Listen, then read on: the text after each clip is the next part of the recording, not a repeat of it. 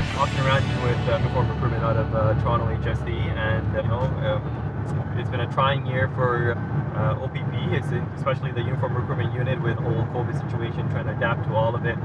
But you know what, we've done an excellent job, the entire team down, to really get our classes ready, and our next class is going in for the end of August, and we're very, very excited about that and all the people that received their phone calls within the past week. But today we're out here with our social media coordinator and myself trying to do a ride along, and it's really nice to be back at the detachment, even if it's for a day, just to be behind the cruiser and being on the road. I truly missed it. So it's nice to be out here, interact with the public and with our officers. So one of the questions that we always get asked is, what is it like working in the HSD environment? So right now we're in the Toronto detachment area here in terms of the boundaries. And so I, prior to joining the Uniform Recruitment Unit, I worked out at Toronto HSD, and I thoroughly loved it. It's a very busy detachment. It's a fast-paced working environment, and it's a city environment. So again, it's very busy in terms of the call volume and also the interactions that you'll have with the public. And one of the things I really enjoyed about it is the different type of calls that you can experience within the HSD.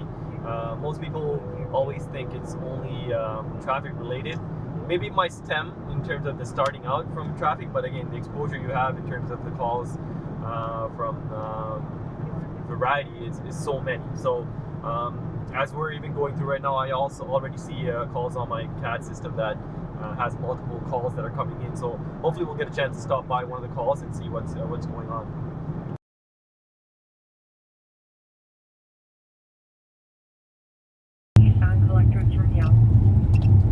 Alright, here we go.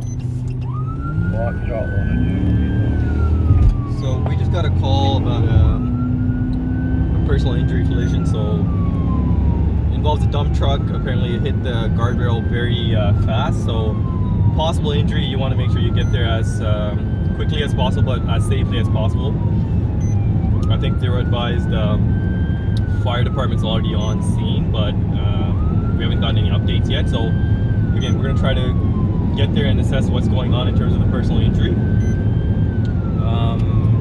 And hopefully the driver's okay and there's no other vehicles involved, but at this point the officers are still making their way, and when we get there we'll know what's happening. But again, you just want to get there to make sure that when you get there you find out what's going on, so you can update the Provincial Communication Center with what's going on, what's needed. Maybe EMS is needed, or maybe there are other vehicles involved, you just don't know it yet. So we'll see. And one of the trickiest situations is obviously with the traffic bunching up, especially when there's an emergency situation. You really have to be careful with your lights and sirens, because people react to that, and so you have to make sure that's not really putting people at a position that they make maneuvers that could impact them or other drivers on the roadway. So we're almost there.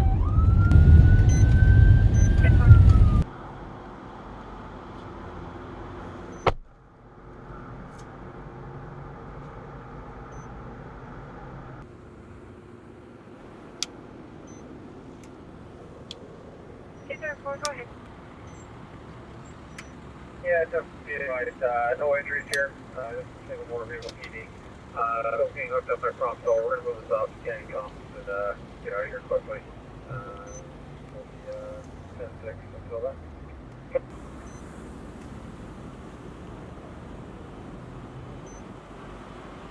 And Mark will be down at 112 2 copy. Double for nothing.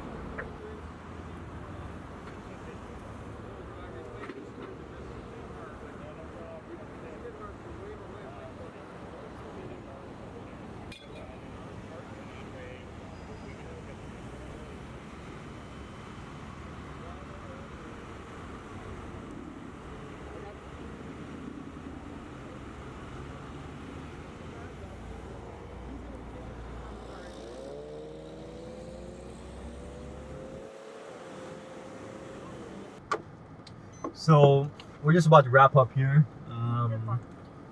Again, it was a single motor vehicle, the dump truck, for unknown reasons at this time essentially lost control and collided with the barrier, the concrete barrier. So no injuries. Luckily, no other vehicles were caught when the dump truck veered off into the shoulder there, because it could have been pretty bad in terms of if there was a passenger vehicle that was caught in between. But it's been good. It's been being towed off right now off the highway. We'll get some paperwork done off the highway, so we can open up all the lanes. The fire department's clearing off, and I'm sure the public will be very happy to see that the lanes being opened up, because just like you as a motorist, when you're on the highway and you're caught in traffic, the last thing you want to see is emergency vehicles blocking the roadway. But obviously there's a purpose to why we do that. But again, it looks like we're going to be clearing off right now, and we'll be out of here.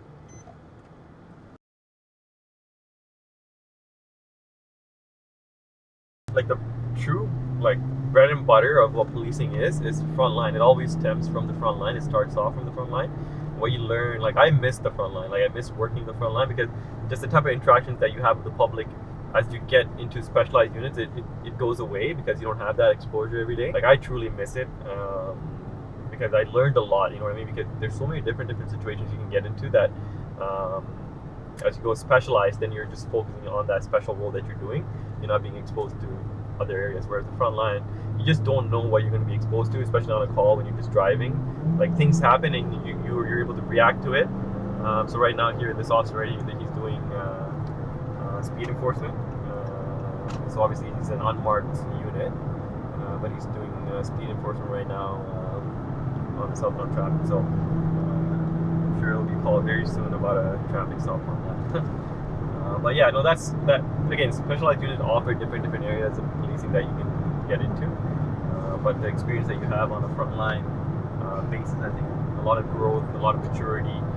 What you learn initially on a frontline basis is what really sets you apart for future success in terms of what areas you go into, whether it's investigative, K9, or anything like that you do want to dive into. I think what you learn in the front line will kind of